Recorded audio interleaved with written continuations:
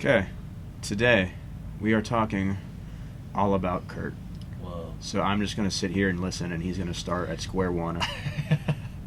How early is square one for you? Oh, Conception. conception. That's probably too early. Yeah, I don't remember. Probably irrelevant. Yeah, you don't remember it, and it's irrelevant for, I don't know, usual topics for our discussions. So, I don't know, what was your first exposure to sport? Talk about that. To a sport.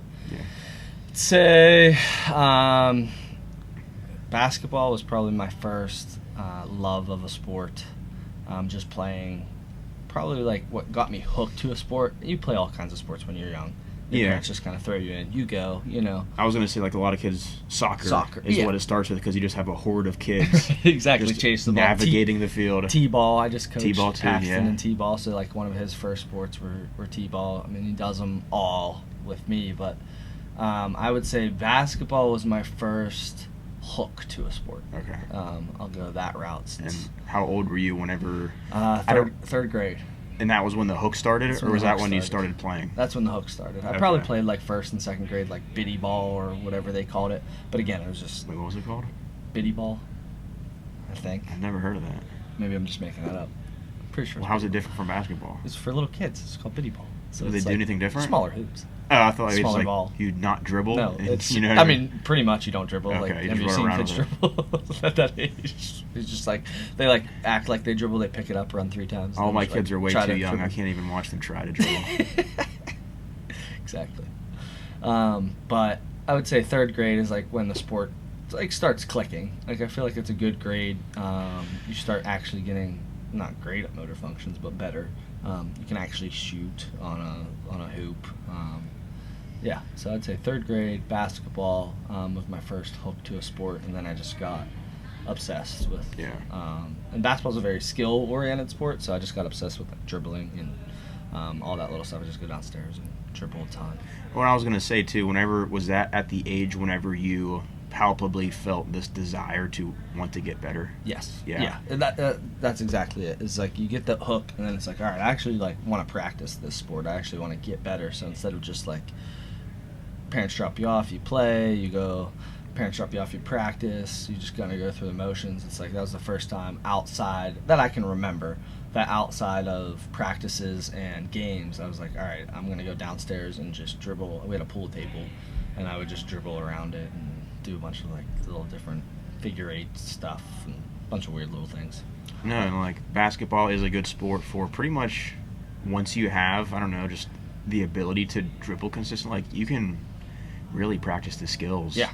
Around the clock almost, and you're really not gonna beat up a kid by doing that. Yeah. And then there are opinions about like what do you do to train a child, and that's the example of what you would do to train a child. You Yes. have them play games, and then a good example of a game is just dribble around with the ball. Yeah.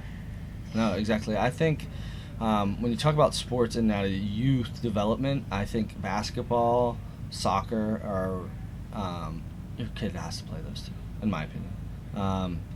If you get them into gymnastics, that's awesome. It's a little bit more probably complicated to get your kid into gymnastics. I heard it's weirdly expensive too. Exactly. It could be weirdly expensive. At a young age, they have some like little camps, but again, it costs money. It's harder to get into. Not that soccer and basketball don't cost money at that age, but it's way more accessible. That's what I was going to say. That's the word I was going to use was accessible. Yeah. Because not only like are the resources required to enter the sport pretty low, it's just whatever the fee is to enter the league, and then Exactly. you just drop your kid off or accompany them wherever they're gotta going. have clothes on. Yeah, I mean, Like, you don't have to buy them soccer cleats. You don't have to buy them basketball shoes. Like, just shoes. and then in terms of the sport itself, it's kind of throw them out there and let them do whatever they do. Like I was talking about the horde of children just navigating the soccer field. Yeah. As kids, it's really requires no skill to jump into it, and then it's a matter of do they have the desire, do they have the interest to then begin developing skills. Exactly. So- And that's why I think those two are also the best too. It's like, all right, one's how well am I going to get with my hands in basketball, learn how to dribble while running, and then the other, soccer, you're literally getting your foot coordination in it as trying to dribble a soccer ball. So I would say and I am a parent, Paxton is playing soccer this fall. They don't have anything for hoops yet, but me and him play all the time. Yeah. I would say those are the two, in my opinion, best sports to get your kid in at the young age, just because it's so accessible. Mm-hmm. And whenever you started getting this desire to improve your performance in basketball, were you basing that desire off of the way you were viewing professional athletes at that time, or were there kids you were playing with that were showing you what was possible and you wanted to be like them or you wanted to beat them? I would say no kids I was playing with, because we all just kind of stink at that age. Yeah. But I would watch games are like 8-6. Oh, dude, yeah. I remember the one game was like 6-4. Dude, I can't imagine being a referee for one of those games. Yeah, it's just like craziness. But like you score a bucket and you're just so excited. No, yeah, like that's the thing. If like, you score 3, if your team scores 3, yeah. If you're scoring you're like a legend. You're like, oh my gosh, this kid's insane. That's like 3 home runs in baseball. Yeah. But the high school kids I really looked up to. That's good. So like they would help out. Beaver did a great job at a young age with it. I don't know the exact route they do right now. They just had a camp, but I thought it was awesome how they ran it back in the day. And I would say just watching the high school kids play was awesome. Like it really got you intrigued in it. So like those were like celebrities. And then obviously my dad was a big hoop guy, so loved Charles Barkley, Julius Erving, like big into hoops. We watched a ton of Michael Jordan, John Stockton when I was younger and stuff like that. And then I got into like Allen Iverson, started to be my role model. Ish. I didn't really play like him. Tried to, but just stylistically, you mean? Or? Yeah, I mean he was just unreal. I mean, just yeah. if you're getting paid millions of dollars to play a sport, you're unreal. Yeah, exactly. He was unreal. But yeah, so I'd say watching the high school kids. So take your kids to high school games. That's honestly what has my son addicted to it right That's now. That's good. He pretends he's Brady Mayo and Amari Jackson all the time, so it's pretty cool. It's like, oh, I'm this, I'm that, and just from being at the high school level. So highly recommend if you want your kid to start loving some sports, have them go watch even at the high school level. No, that's interesting, because I remember whenever I was a kid, we never did much going to see the older kids, the high school kids play sports. And I didn't even get into watching professional sports until I was probably 12 or 14 years old either. Wow. So it's weird, like I can't recall that ever impacting anything. Mm-hmm. Like I don't think there was any detriment to that, but it's like if you can get kids hyper invested at that point because they're seeing the potential or what these older kids are doing, I mean, I can see how that's super beneficial. Yeah, no, exactly. And then you're supporting your local high school. Exactly. So win all around. That's where your kid's probably going to go to school, so might as well go support them. So you were in 3rd grade Mm-hmm. whenever you got super interested in basketball, and then probably the next year you were done growing, right? You were 5'7" in 3rd grade, and then once everybody else kept growing and you stopped the next year, I can't like criticize you. I mean, it's not criticism. I can't say anything on my end because you're taller than me. Yeah. But when did basketball start to fall to the wayside? Is what I'm kind of getting at, because I'm assuming it did based on your physical attributes. Yeah. I don't know. I loved it so much. I mean, I played it in high school, and it was still my favorite sport. Was it? Uh-huh. Yeah. I mean, I was decent. I think my junior year averaged around 19 points a game. But were you point guard? Shooting guard. Shooting guard. Yeah. Yeah. Luckily in high school, you can get away with being as short as I am. But I remember we had some small kids in our from team, having the attributes I have, I kind of realized college hoops isn't going to be a thing. Right, yeah. So focus went to football when thinking about the next level. Yeah, so... probably like sophomore, junior year. Okay. So how did your approach to sport, approach to training, essentially pivot, change, whenever you kind of, even if it wasn't consciously, but subconsciously, unconsciously, just realized, okay, I got to pick a different route if I want to continue my athletic career past high school? Yeah, it started probably in ninth grade. I fell in love with the weight room. His name's Mr. Burke. He was our athletic trainer. Awesome guy. Big Ohio State guy. But he went to Ohio State, so he used a lot of like their style programming, and that's where I fell in love with like their strength training. Obviously, worlds of different now. Back in the day, we didn't do much plyometric and sprinting, but we were in the weight room. Yeah. So, I mean, and just getting involved in that at a relatively early stage was awesome. Like, I was going into 9th grade and lifting 3 to 4 times a week before school.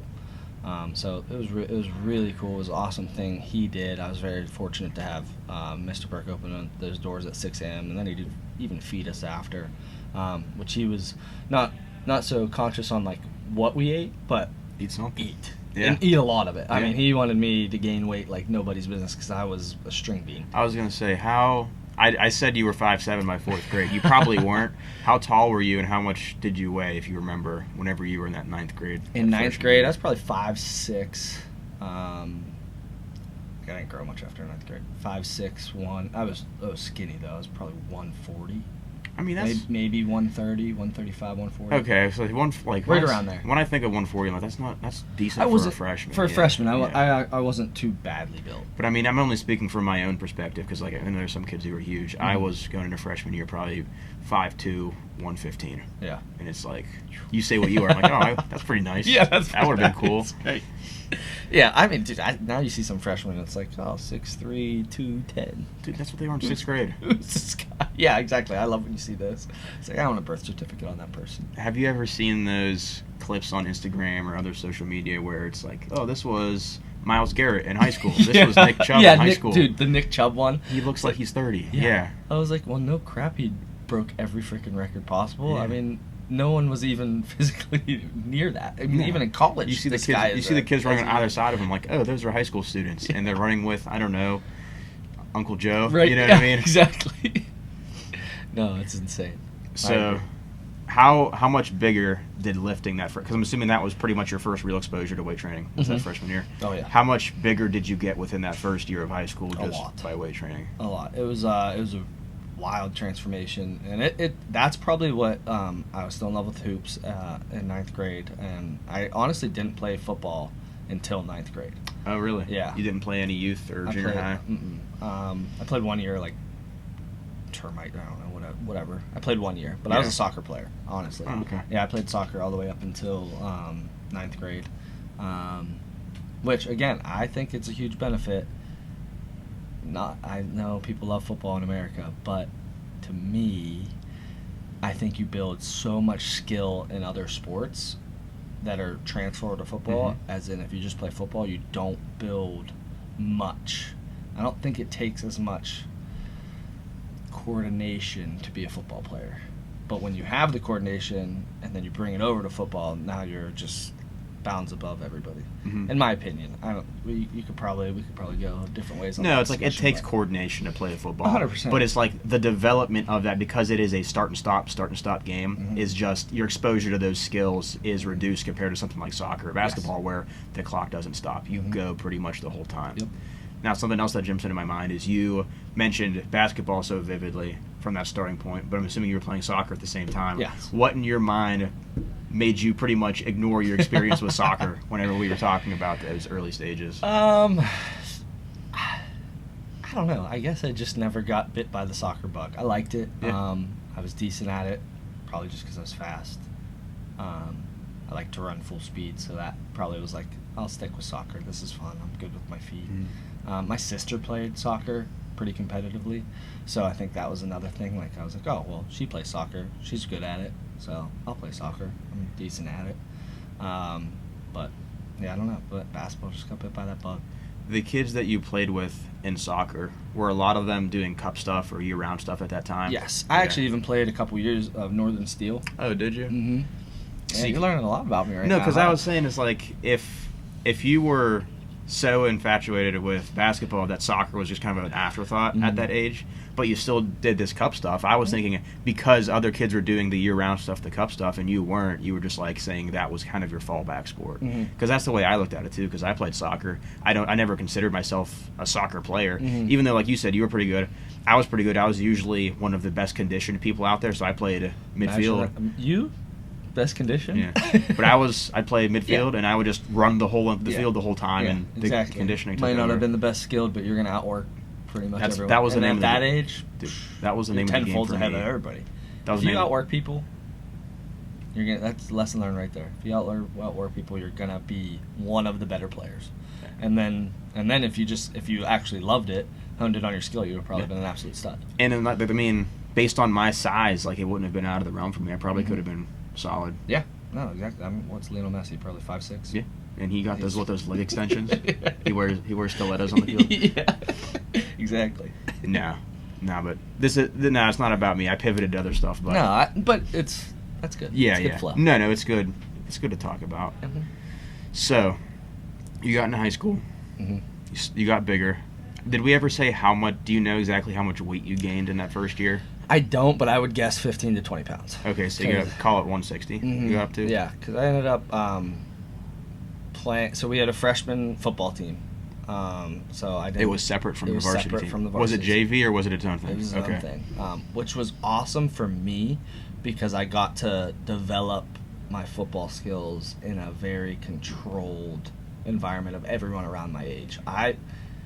They don't have it anymore, and I mean, for me, it was amazing because I never played football before, really. So I was on a huge learning curve. Yeah. And it was super fun.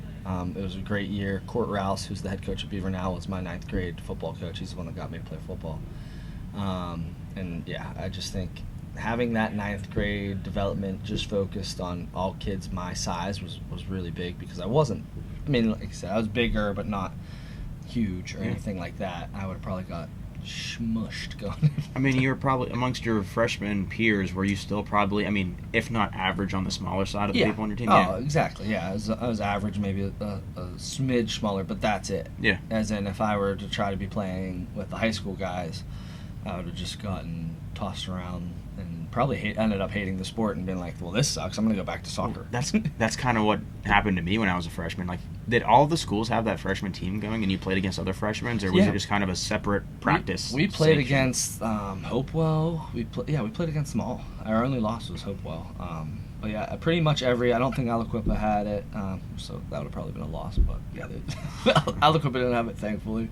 But some of like the bigger schools had it. I don't remember all of them exactly, but no, we had a true season. Yeah, That's cool. It was a great program. I wish football's not as big anymore. No, it's not. Which makes sense. Yeah. I'm not gonna argue it, but yeah, it's just not as big anymore. So. Yeah.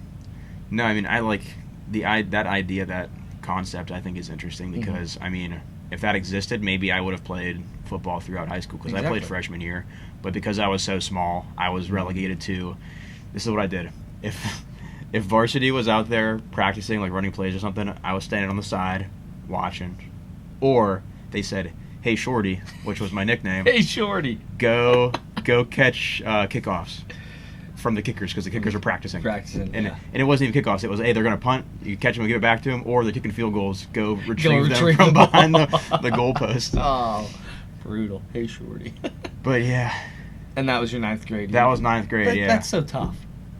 Because I agree. Like, I mean, I don't know. Coaching's tough at that level too, trying to get everyone involved. No, and that's really like the last of your priorities, honestly, because you're trying to win games, and I didn't help the team at all. Once you get to high school, that's like tough. Like JV's for development, and I think Beaver does a decent job with their JV team. But like once you're like varsity is it. I mean, and those coaches will get fired if they don't perform. So it's not like they need to win games. And then all your youth coaches, they are voluntary. Yeah, they're voluntary. Exactly. And so a little different for them. They can actually enjoy the process a little bit more. Yeah. And I really strive for youth coaches to do that. I hate youth coaches that want to win and just like make it the experience. Because the kid that's the best in 4th grade, 9 times out of 10 is not great in high school. No, it's just because they physically matured faster than everybody else. Yeah. And then once everybody else physically matures, they're an average Joe essentially. So don't ruin the love for the sport by you being hard-nosed and thinking this is glory, you're winning championships at the youth age because no one cares. Yeah. Like, that might help your ego, but as a coach, develop everybody. Some people do care. Typically the parents of those star athletes. They are the ones who care. If their kids playing, they're fine. I have some pretty interesting stories from youth stuff that I remember, but it's probably not appropriate for this kind of stuff. It's pretty crazy. That can get crazy. It can It fires me up. Youth sports fire me. the parents especially. They get, Well, that's the thing. They go off the Parents wall, and yeah. then some of the volunteer coaches, and then it's like vice versa. It's like this coach is volunteering his time. You come coach, but then you're probably the last person I want coaching my son. Yeah. So it's tough. Hannah always goes, "Are you going to coach?" I'm like, "No." And then in like t-ball, I ended up like helping out. I can't not. Yeah. But and it's like that fear of like, I don't want these coaches to be punks. Like, I want every kid to love the sport. You have in your head an idea of what it should look like, Mhm. and if it doesn't look like that, it just irks you. Yes, and exactly. It's admirable that you want to jump in and idealize what's happening. So I mean, we got super lucky. Shout out to Paxton's t-ball coach this year. Absolute stud. Just did great. okay, Yeah, he was an awesome. awesome coach. So, Nick Piercing, if you ever listen to this, you're the man. I love the way he coached. He got everyone involved. Super good at that stuff. Could you tell Paxton being conscious of this coach's, for let's call it skills or his abilities in this venue? Did Paxton did you notice him appreciate this sport more because of the coach and Yes. how he treated it? Yeah. Yeah, because Paxton, I mean, you just got excited for t-ball. Oh, because if you're not involving every kid, so Nick was very good at getting every kid involved, not only, because in t-ball, it's just, the ball goes, fastest kid's going to get to it every time. Yeah, everybody runs to it, Yeah, right? so who's the fastest? And Paxton's held his own, but he's 3. Everyone else is 5. He was by far the youngest kid there. So, I mean, there's this one girl, super fast, awesome. She's going to be super athletic. But she gets the ball every time. Yeah. And Nick was very good at, explaining to her, and she was awesome. She was like, oh, yeah, let's have everyone else, have a turn and get the ball. And, that's what you want at a youth age. You want everyone to get involved because, we're talking about, you have a kid at that age start getting discouraged. You're like, well, I don't want to play this sport. Oh, I hate that. It's like, oh, you could have just ruined that kid's whole. Once you get to high school, all right, now, game's on. Pick and choose. Yeah. All right, it matters now. Kids are trying to get scholarships. Everything's on the line. But until then, it is just development. Mm-hmm. So make it fun. Keep all the kids involved and develop them as players. So, I don't know. Yeah, it fires me up. Okay, so you played football in college. Mm-hmm. How did? Yeah, that's a strong. We're gonna briefly probably talk about college, but I first want to talk about that transition from high school to college. At what point did you say, no more basketball, I'm going to pursue football at this next level? And then how did that transition from high school to college take place? So pretty much just when offers from football start coming in and not offers from basketball start coming in. I don't understand why they wouldn't offer you anything for basketball. I had some offers for hoops, but I think they lost your phone number. Yeah, I agree. I think so too. I was sending my tapes out. They're just like, did you send your tapes out? No. I pretty much knew in hoops I'm gonna get what I get. It's gonna be local D3 stuff, and then for football, not that I got recruited heavily by any means. I was just better at it, and my stature fit the mold. Yeah. So I was getting recruited by D3, D2 schools for football, and then some Duquesne, where got offered to be preferred walk-on. So you have a spot on the team. Yeah. So that was cool. But again, I loved hoops, and football sent me the offers. So it was all right, maybe I'll start pursuing football more than I would basketball. So just, again, got strong in the weight room and focused more on getting bigger than than a way a hooper would, I guess, Yeah. Now, you said was basketball still your favorite sport at that point in time? 100%. And how did that pivot affect you psychologically, do you think? Bad. Yeah. Talk about I just to go and commit as much time as I was going to have to football and not love it really messed me up psychologically, because it's I'm just I don't love this, and I'm putting in hours on hours. So it's just I don't want to do that. And then you're going to make me try to watch film, you're going to do this, or do that. You're going to make me spend 6 to 8 hours of my day doing something that I don't truly. I liked it because I was good at it, honestly. Yeah. and I mean, I still love football. I love watching football, but I will watch basketball and play basketball still with as much heart. Like, I mean, it's just the true love of that game outweighs football so much. So it was tough to be like, I could be doing this for hoops. And so, and in like hindsight, one of my biggest things is I don't regret my college decisions at all. I had an awesome college experience, but don't worry about the level you're getting recruited at, because I mean, if I looked at from the back end of any of it, I'm not going to be getting paid in this sport regardless of what I pick. So pick of what you love for the next 4 years, because that's going to end.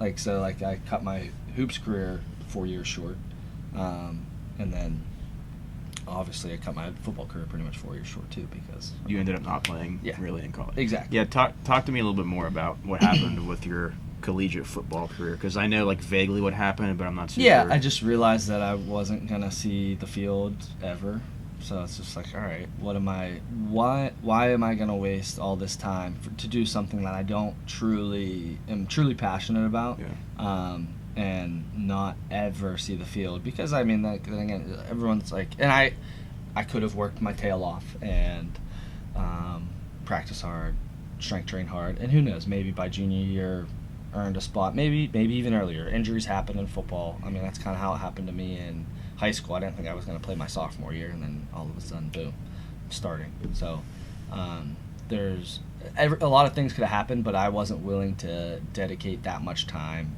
It wasn't a top priority for me to dedicate that much time to try to get that level, and then not see, because I mean, you see some of these freshmen they bring in, like, the kids are freaks. I'm not. I'm a hard worker. Yeah. And that's it. Like, and it's kind of a tough pill to swallow, but it's like hard work is very important, but there's a certain stage where hard work doesn't move the needle as much as some other pretty much natural, predetermined variables. Yeah, exactly. Like, I'd love to sit here, and I mean, I'm involved in a ton of sports performance right now, and I love sports performance, and I'm all about hard work, get better, and your day will come. But if you don't love it, why are you doing it? So I'm big on that.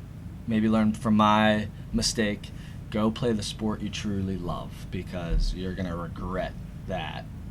They're going to end unless you're a true stud, and then maybe it'll never end for you until you're like 40. That'd be awesome. But typically they're going to end after...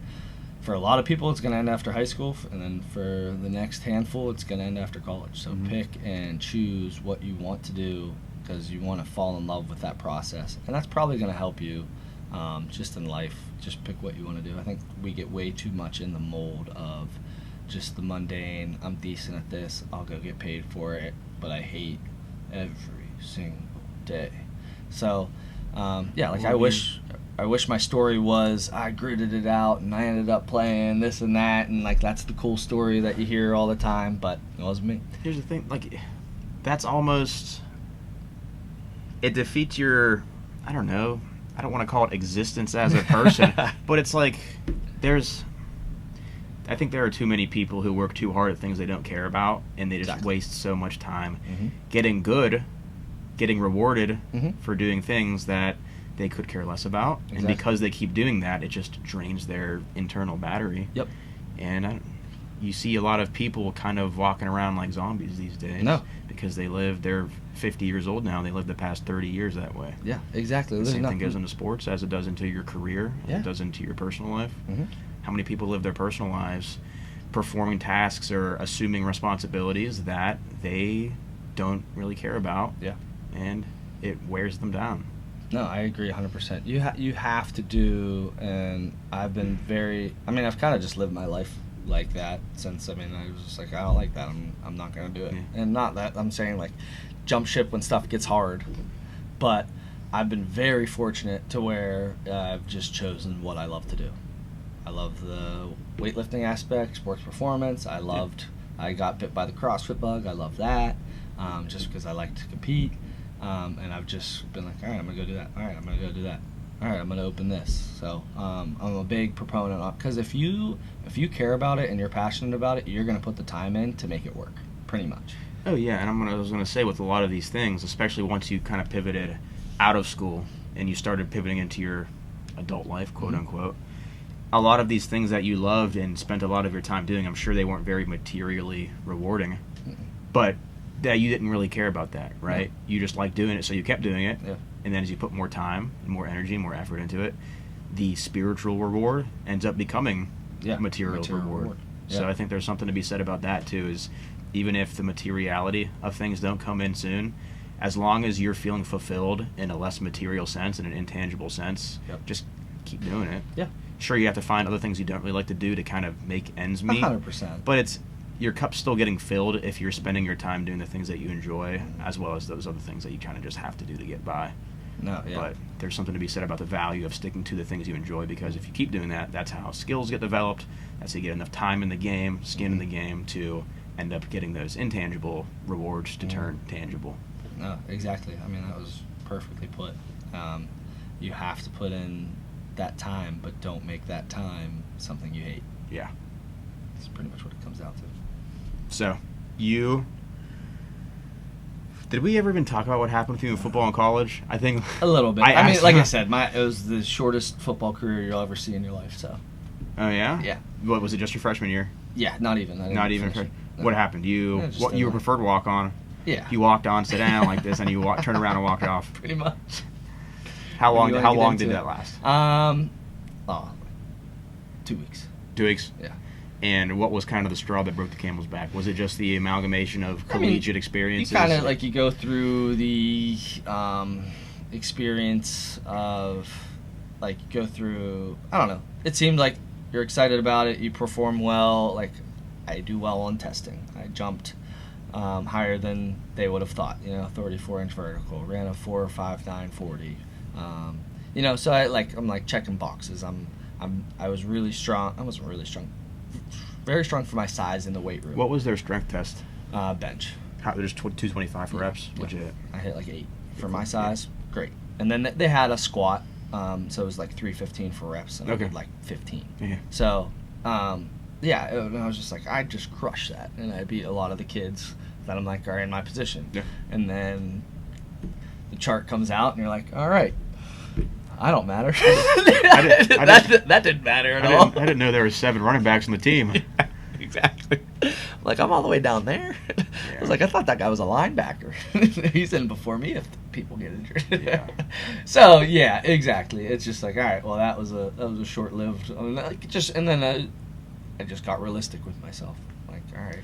No, and it's I like, mean- well, also, since you didn't care a lot about football, Mhm. you saw what might have been perceived as a goal of climbing the depth chart as just an obstacle that was annoying. Yes. And you said, screw this. Yeah, Versus- exactly. Versus if it was basketball and you cared about it a lot, you're like, oh, I have a project to work on now, Yes. instead of just some bullcrap in my way that I need to sidestep. Yeah, exactly. If I truly loved it, I'd be like, all right, I have skills to refine. What are these kids better than me at, and how can I Yeah. prove my worth?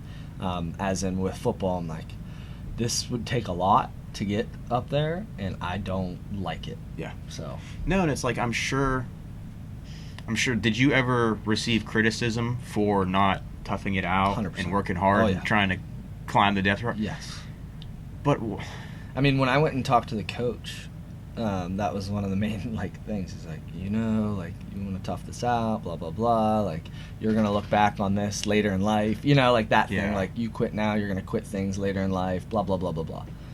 And I don't know. I think I proved that pretty wrong. no, but it's like, you didn't care about it, so it's honestly like, say you gritted it out, you stuck it out, you climb a few spots in the depth chart, who's to say you ever become a starter, maybe like you said, junior, senior year. But it's like those 2 years, that freshman and sophomore year, that you would have spent pretty much running on a treadmill. Mhm. It would have beaten you up on a spiritual, Mhm. on an emotional level. But then this coach essentially dangled that kind of, I don't know, emotional or eventuality kind of blackmail over you, Mhm. where if you don't stick this out and work hard, you're going to regret it.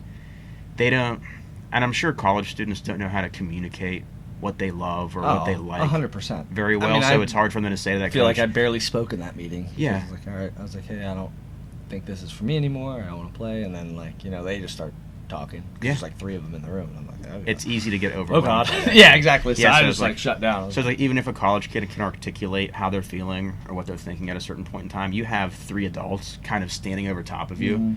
it and, flips like, three authority figures. The willingness to express your mind Mm-hmm. gets kind of tampered down, gets beaten down. Yep. And I think that I don't hate doing this, but there are so many ways we can connect that to other situations too. If you're in a job you don't like, you could be an authority figure in that position, but if you don't like it, you don't care about it, there's probably a lower likelihood that you are because you don't care enough to climb the ladder. Yes. And then exactly. if your performance or your status in the firm, for lack of a better word, starts to, I don't know, look less impressive than people would want it to look, Mm-hmm. you have these authority figures looking down on you and saying this and that to you. And because they're authority figures, your willingness to combat their perspectives is probably less than it would be if you were, I don't know, a bigger person in that firm, or if you were doing something that you cared about. Exactly. Because if it was going to be something you're passionate about, like you said, you're going to talk to them about that passion. If it was within football, I'd have been like, well, I feel this way, and you know what? They would have probably talked to me, and then you're going to find a solution. But there, it's like, guys, I don't care about this sport. Yeah. So, and it's like same thing with the job. It's like they're like, oh, well, you could climb the ladder. You just got to put in the hard work time after time, and then it's like, well, I don't care about this ladder to make you more money. Like, I don't want to climb this ladder. So it's like you said, people just getting that mundane route and never truly combat it. So I agree with you. And I mean, that's a very young age and these coaches were essentially telling you what you want to work hard at. Exactly. And that's just a microcosm of, I think, a lot of things that happen to people throughout their lives. Yep. And how soon after that meeting did you jump ship? Oh, immediately. Immediately? In the car. In the car? In the car. Okay. Called my dad, like, I'm out. Yeah. And he was like, you sure? I was like, I'm sure. That was the best thing about my parents. When I was younger, it was like, you signed up for it, tough it out. But then, like, realizing the state, like, because when you're that young, you don't really know what you love. Correct. Yeah, exactly. Like, and you're not gonna. And whenever you're younger, the commitment isn't as much as it would be at a college level. Commitment Like, is if you're playing 1 football hour in college, a day. Like my parents like, dude, you're gonna at least go be active for an hour a day. You're not gonna sit exactly. here and play a video game. Yeah. Which was great. But then as you get into like college and even like the high school level, it's a little bit more commitment. But at the college level, I was like, okay, that's fine. Yeah. What do you want to do next? I was like that was the most comforting thing in the world to me. Was I just made a huge decision, and they were just like, all right, we'll figure it out. What do we do next? Yeah. So I was super thankful for that experience with my mom and dad. Just like, yep, we support you. We know this isn't what you want, so let's do it. And they knew I loved hoops over. Yeah. Like my dad's biggest thing was like, you sure you don't want to go play at like Penn State Band or like one of those schools? And I was like, no. And I was like, yeah, probably did. But like I said, some of my best friends are from college, so I can't.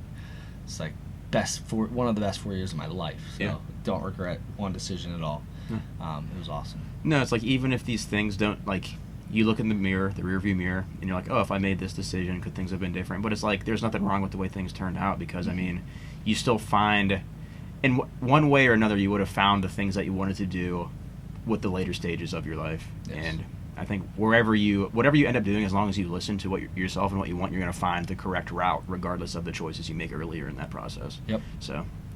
No, 100%. So you stopped playing football. Yep. What happened next? I actually got pretty into golf. Yeah.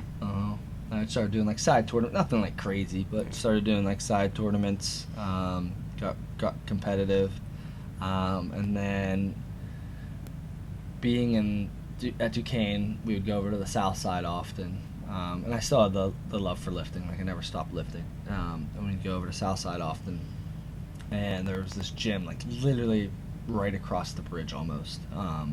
That you'd walk over and go to Southside where you'd eat and just do all the college stuff. But so you like typical old school CrossFit gym, garage doors open, you're hearing music, weights clanging and banging. I'm like, that looks pretty cool. I know how to do all those movements. So then, just like curious what it is, I didn't even go in. I just went home and like looked it up. I was like, okay. This is what they do. And then like looked up what is CrossFit, and then like you start watching Rich Froning, and you're like, wow. This guy's awesome. And like just being competitive, you're like, I love that. Yeah. And so yeah, it was really cool. And then like you start seeing Fraser's things, because I got into CrossFit. Would have been end of 2014. Okay. So, yeah, I was just like, wow, this guy's awesome. So you're just seeing like the old school CrossFit videos are so good. There's a nostalgia to them. Yeah. There's a vibe to them that is hard to beat. Yeah, they just hype you up. So got super excited looking at that, and I was like, I'm gonna go try this out. And I went over the bridge. They made you take 2 classes, pretty much like by yourself.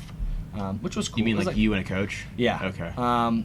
Which was cool. I don't know if I like totally recommend it. I was just so like, I was bought in before those 2 classes, but I can see it from a standpoint of somebody walking. It's so hard because it's like those 2 classes would have been for somebody that's never done anything before. Yeah. And like, so those are crucial. Like, I mean, those it's those an got on-ramp. those people. Exactly. And those got those people bought in. To the classes because like if they were just thrown into a class, they'd have been like Lost. Exactly. And like, not that I didn't know how to do the pull-ups or anything, but then those 2 classes are very like we're learning air squats and stuff like that, and not teach their own. Why wouldn't you go to the CrossFit L1 and they teach you all that stuff too? So, but did those 2 classes, and then I got into like my first real class, and then I was like, all right, this is it, and it was Helen's the 400-meter run. What is it? 12? How many pull-ups is it? It's 21 kettlebell swings, 12 pull-ups. Yeah. So I was a 400-meter runner in college or in high school, and I was like, oh, I'm gonna bury this. Came out so hot. Did the 400-meter probably in, I don't know, way too fast. Minute 10, minute 15 for what it was, and then got into my kettlebell swings. Did them unbroken. Got to the pull-ups. Can't do a kipping pull-up for the life of me.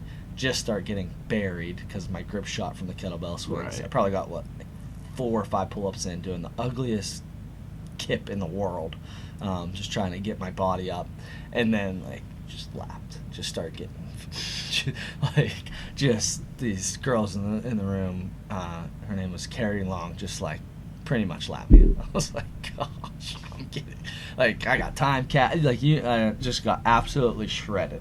It was like, who's this kid? I was like, I thought I was way better than I was. Thought I was Rich Froning. Exactly. I was like, I've been watching way too much Rich Froning. Yeah. Yeah, got absolutely buried. And it was awesome. Like, I was like, okay, I like this. I like the movements. And like you said, when you get passionate about something, you're like, all right, I want this challenge, and I want to get better at it. So that's kind of how I got bit by the CrossFit bug. Mm-hmm. And then, so that was still freshman year of college? No, that was, I got into golf a good bit. That was junior, beginning of June, end of sophomore year. End of sophomore year in 2015. Yeah, because I didn't live off campus yet, so that was end of sophomore year. And then, how much time did you end up putting into your CrossFit, or how did that time commitment change as your college career went through your junior year and your senior year? Mm-hmm. What's awesome about college is you don't realize how much time you have. Also, as a business major, so I probably had way more time than I should have. It's crazy how much time you have in college. Yeah, exactly. You're taking classes for exactly. like, I don't know, 2 hours, 3 hours a day.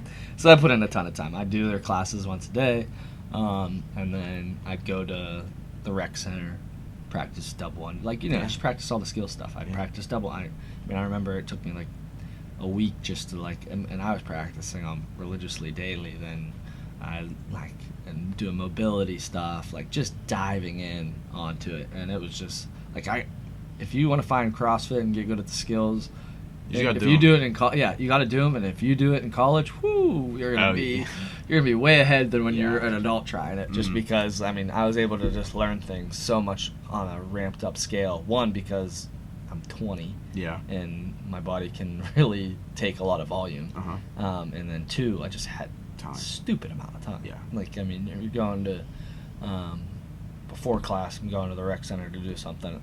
And then after the next class, going to the rec center to do something. Then at 5:30 at night, I'm going to take their PM class, And you're just bit by the bug, so you're excited. I have unlimited food. I would just have to swipe your card.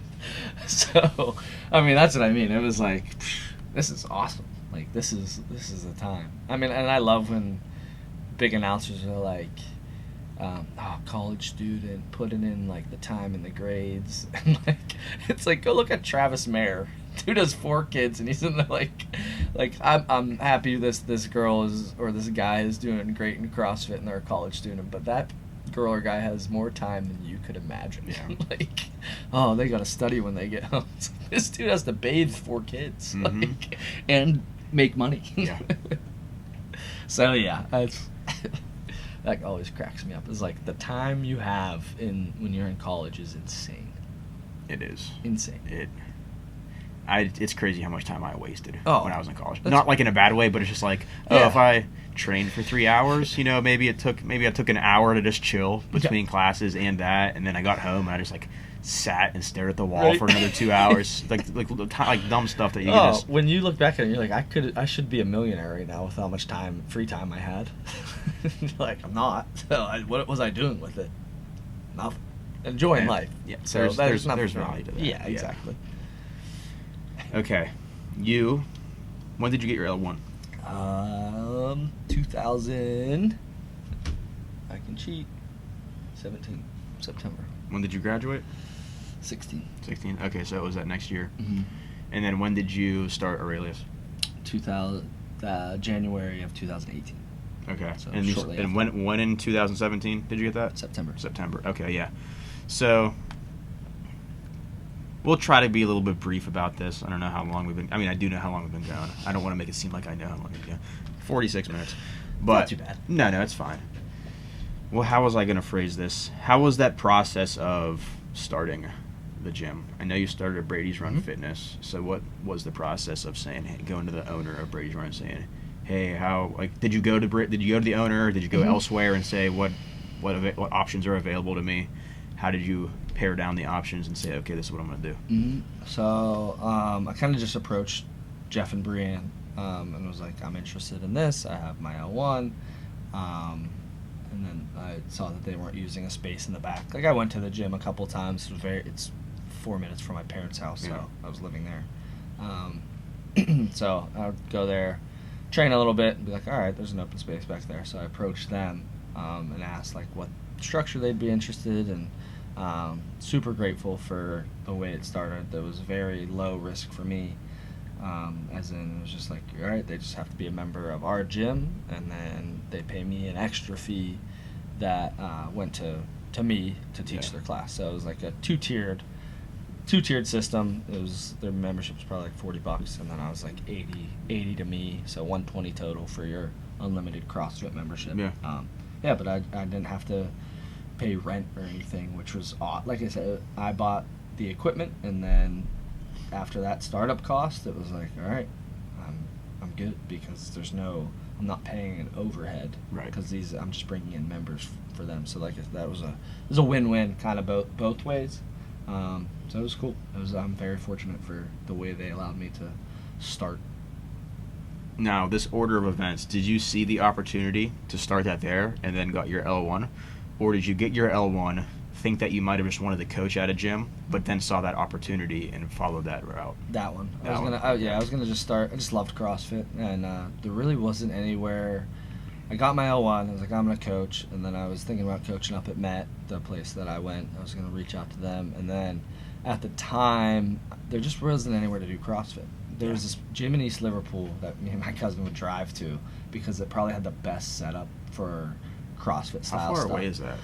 It's probably a 25-30 minute drive from us, so it wasn't like too bad. No. But yeah, we would drive out there, work out, and then I was just like, why am I not just, I don't know, grew up in a family of entrepreneurs, so like we had Lance's Port, we owned Sprouts. I was like, why don't I just do it? And just did it. Yeah. And I was like, all right, let's see. And then, like you said, just saw that opportunity. I was like, all right, I could do this. So just started it up. And like I said, the entry was so simple. Yeah. That was awesome. Like, it was just like a no-brainer almost. No, yeah, when they agreed to that setup, it's like, all right, I have no risk. Really. Yeah. Like, this falls flat on its face. I just whatever, close the doors and move on. That's a good detail to highlight, because I think that barrier to entry is what prevents a lot of stuff from starting. So for people to ease that barrier or to thin that barrier of entry to almost remove it altogether. It just make it simple at first. A lot of people will be like, oh, I'm gonna just start, and they go to 5,000 square feet and buy all this new equipment, and now you have to pay rent of $4,000 a month, keep the lights on, paying off. If you took out a bunch for equipment, you're taking out a loan, so you're paying on that. So like your monthly cost, like I didn't even buy that much equipment right off the bat. I think I made about like $15,000 worth of equipment, and it was just like, all right, that's the money I've saved. I'm buying what I got, so I'm not going to have to pay anything on this. Yeah. So, yeah, I just made it very simple. This falls flat on its face. I sell the equipment. I eat whatever loss that was. Yeah. But wouldn't have been much. Started very low. No, but it's like, so you started off as pretty much, you weren't even renting space, right, in that gym. So you were just using a compartment of a pre-existing gym, establish a clientele. How long were you at Brady's Run? 2.5 years. 2.5 years. Yeah, and then you established your clientele, you grew with them there, and then you pivoted to the current location. Yep. Yeah, exactly. And it's just just natural needed more growth. space. Yeah, exactly. Natural growth. Just needed more space, so this kind of fell into place, and it all worked out. And I think that's a good comment to kind of be a good concluding remark. It all worked out. You followed what you were interested in. Yeah. Even if there were points in time where you momentarily didn't. Yep. You found yourself back on the path of the things you were interested in, the things you enjoyed, the things you were passionate about, and then it just leads you naturally to where you go. Yeah. I think a lot of people, I mean, me included, see what they think they want to do, and they try to force the pieces into place. Just mellow out. Yep. Mellow out. And see what you like. Exactly. Live through the experiences of what you like. Yes. And just follow those wherever they take you. Yeah. I mean, I don't like to say, like, I don't like to give advice because I'm young. I'm 24, but it's still. This is my perception of things because I see myself making mistakes, or at least mental mistakes. That's where all my mistakes lived, from between the ears. It's a fictitious. My dad would always say area. It's an 8-inch playing field. It is. It's no true statement. It's an 8-inch playing field. But no. Keep it between the ears. But yeah, I agree. Follow with what you're passionate about, because one, we're young, saying life's too short, but it is. I mean, just follow what you love, and if you're passionate about it, you're probably gonna find a way to make it work. And does it suck sometimes? Oh yeah, but that's fine.